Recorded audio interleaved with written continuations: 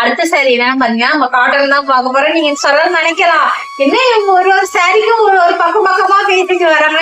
ஏன்னா ஒரு சாரி எனக்கு பிடிச்சி எடுத்தா அது எதனால பிடிச்சதுன்றதா நான் இப்ப உங்கள்கிட்ட சொல்லிட்டு இருக்கேன். அடுத்த சாரி என்னன்னு பாத்தீங்கன்னா எனக்கு காட்டன் சாரினா ரொம்ப பிடிக்குங்க. இந்த காட்டன் சாரி இந்த பாருங்க, இது செம்மையா இருக்கும். அதை விட இது பட்டர்ஃபிளைங்க, ஃபுல்லா பட்டர்ஃபிளை தான் இது. இது வந்து சூப்பரா இருக்குங்க பாருங்க, செமையா இருக்கும். கட்டினா அவ்வளோ ஃபுல்லா காட்டன் தாங்க, இது காட்டன் தான். இது ஃபுல்லாவே உடம்பு ஃபுல்லாவே இந்த பட்டர்ஃபிளை தான் வரும்.